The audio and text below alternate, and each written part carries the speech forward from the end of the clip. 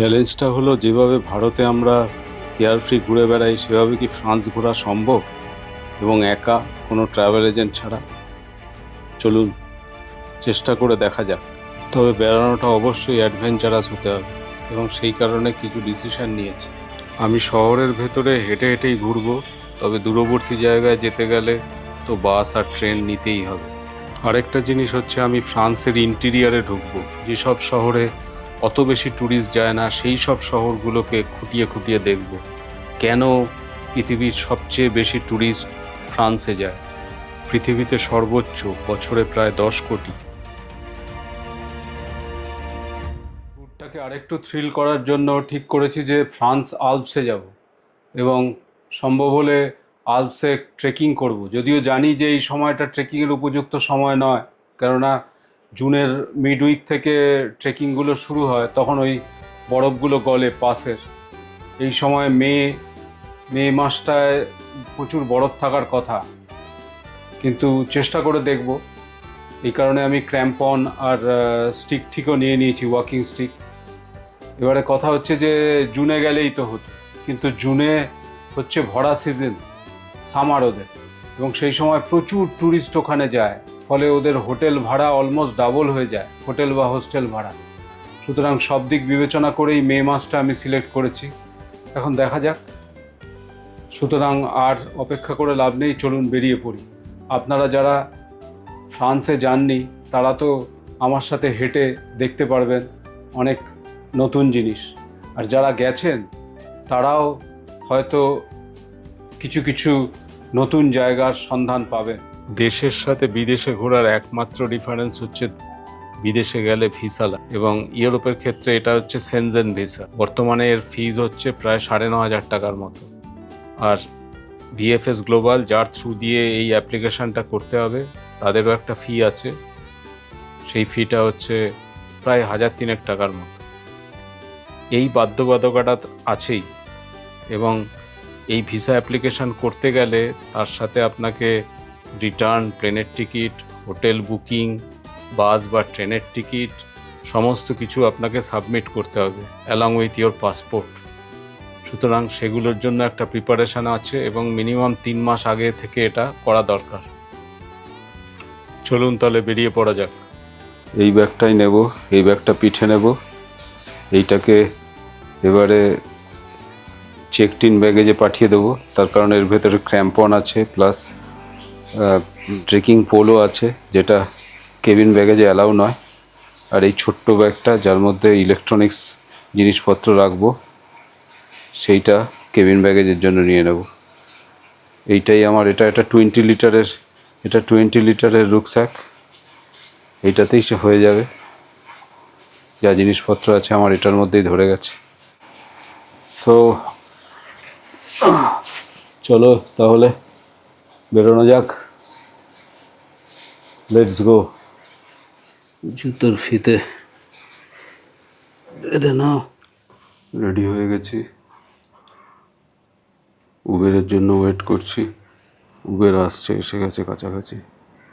এখন ঘড়িতে 3:45 বাজে, সবাই ঘুমাচ্ছে। বসে আছি, সিকিউরিটি চেক হয়ে গেছে। কলকাতা এয়ারপোর্ট, এখনও ঘন্টা দেড়েক সময় বাকি আছে।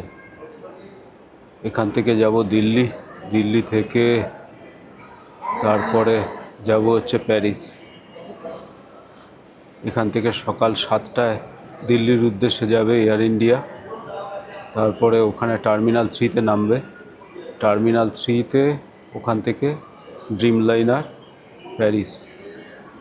প্রায় 11 ঘন্টা টাইম নেবে দিল্লি থেকে, আর এখান থেকে 2.5 ঘন্টা, প্রায় 14 ঘন্টার মতো জার্নি। প্লেনে তেল ভরা চলছে, তেল ভরা হয়ে গেলেই প্লেন স্টার্ট করবে।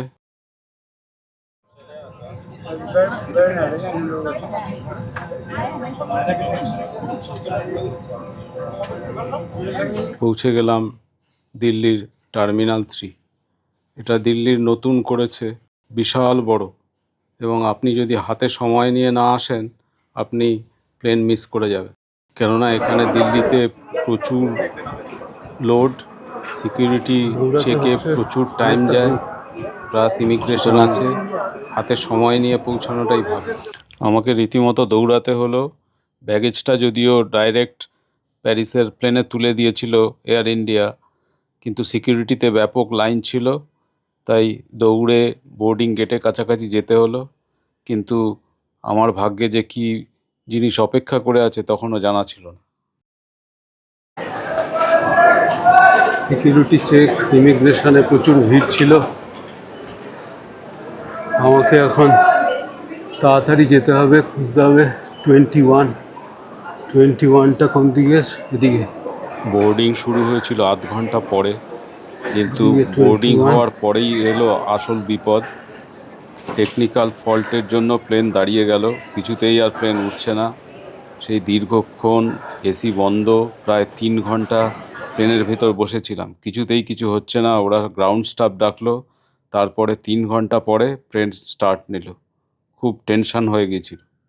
এখন নাকি নিয়ম হয়েছে যে 3.5 ঘন্টার বেশি ডিলে হলে 600 ইউরো ফাইন দিতে হয়। তার আগেই প্লেন অবশ্য স্টার্ট নিল, তবে এই ডিলের জন্য আমাকে মারাত্মক অসুবিধায় পড়তে হয়েছে।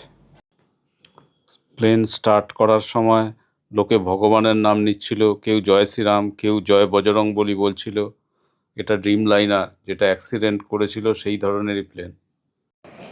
পাকিস্তান ইরানের ওপরে আকাশসীমা তো বন্ধ, তাই প্লেনটা উপরে হিন্দুকুশ দিয়ে না গেল না।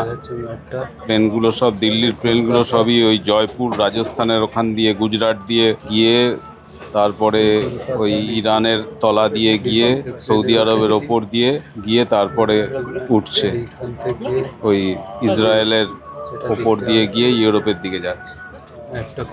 এই যে দেখুন, ম্যাপটা খুলে রেখেছি, এখন দেখাচ্ছে ওই গুজরাটের কচ্ছের ওপর দিয়ে যাচ্ছে প্লেনটা, পাকিস্তানের তলা দিয়ে সৌদি আরব হয়ে ওটা ইসরায়েল হয়ে তারপরে ইউরোপের দিকে যাবে।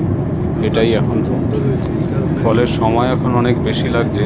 পাকিস্তানের এয়ার সীমা যদি খোলা থাকতো তাহলে অনেক কম সময় লাগতো। এমনিতেই 3 ঘন্টা লেট, তারপরে বাইরে বেরিয়ে শুনলাম মেনটেনেন্সের জন্য এয়ারপোর্ট মেট্রো বন্ধ। ওরা একটা বাস দিয়েছিল, সেই বাসে করে লোকাল ট্রেন স্টেশন থেকে গাড়েরু নর্থ, সেখান থেকে মেট্রো ধরে নিয়ারেস্ট হোস্টেলের স্টেশনে নেমেছিলাম। প্যারিসের ফুটপাথ, উল্টো দিকের ঘরবাড়ি,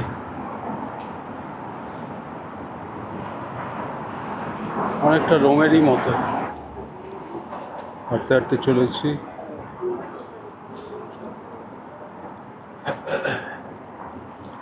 টুয়ার্ডস হোস্টেলের দিকে। কিছু খাবার টাবার কিনে নিয়ে যাব, খেয়ে দিয়ে স্নান ফান করে তারপরে আবার বেরোবো হোস্টেল থেকে।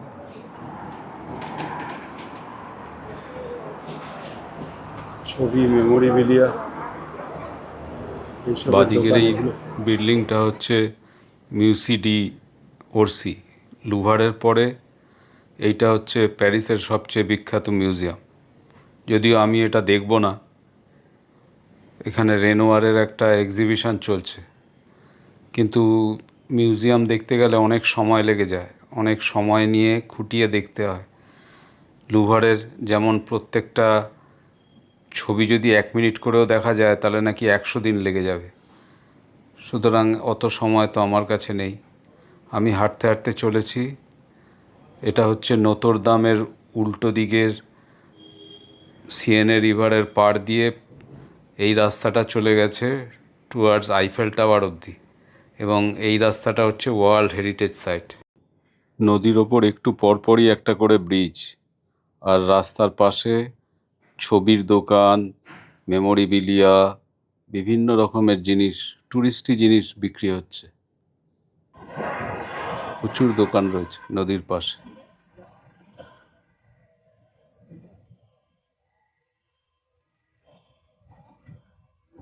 যে হপ অন হপ অফ বাস যাচ্ছে, আর এটা হচ্ছে মিউসি ডি ওরসি।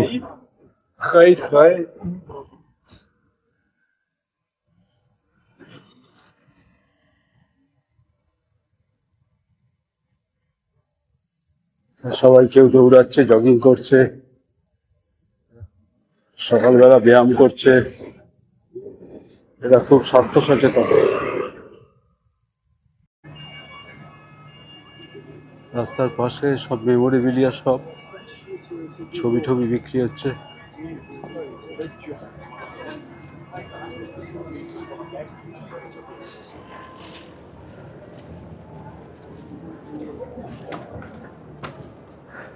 ফ্রান্সের ফ্ল্যাগ লাগানো রয়েছে, এটা বোধহয় কোনো গভর্নমেন্ট বিল্ডিং হবে।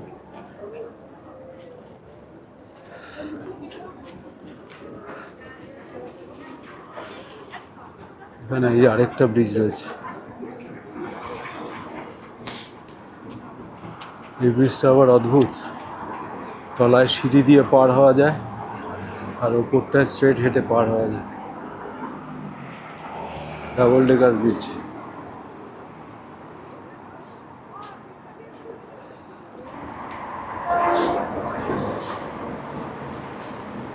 রাস্তার দুপাশে বড় বড় গাছ, এই রাস্তাগুলোকে এভিনিউ বলে। আমাদের সেন্ট্রাল এভিনিউতে তো গাছ ফাছ কেটে ফেলেছে, গাছ নেই, তবুও এভিনিউ না, এই হচ্ছে এভিনিউ। আমি চলেছি হাঁটতে হাঁটতে।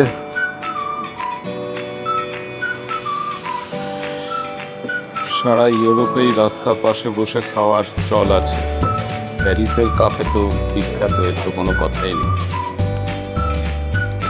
রাস্তাঘাট ঝকঝকে পরিষ্কার সুন্দর, রাস্তার পাশে বসে খাওয়ার জায়গা, লোকজন খাচ্ছে, একদম প্যারিসিয়ান ফিল। আমি হাঁটতে হাঁটতে চলেছি এদিক সেদিক,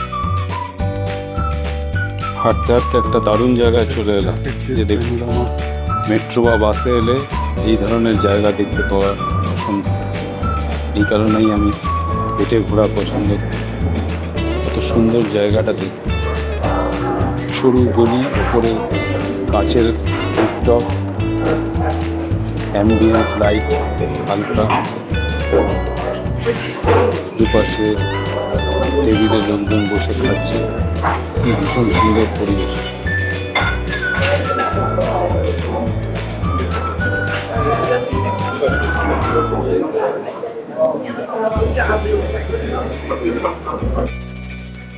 এই হচ্ছে গারে ডু নর্ড, অর্থাৎ উত্তরের দিকে রেলওয়ে স্টেশন। প্যারিসে অনেকগুলো রেলওয়ে স্টেশন আছে, আমাদের যেমন শিয়ালদা, হাওড়া, ওদের হচ্ছে গারে ডু নর্ড আর হচ্ছে গারে ডু লিয়ন। লিয়ন হচ্ছে সাউথের দিকে যাওয়ার রেলওয়ে স্টেশন। এছাড়াও এলএসটি, তারপরে মন্টিপার্নেসি এবং আরও 3-4টে রেলওয়ে স্টেশন আছে শহরের বিভিন্ন দিকে। অসাধারণ নেটওয়ার্ক এদের রেলের এবং রোড কানেক্টিভিটি। পরের পর্বে থাকছে লুভর মিউজিয়ামের খুঁটিনাটি এবং বিখ্যাত পেন্টিং মোনালিসা।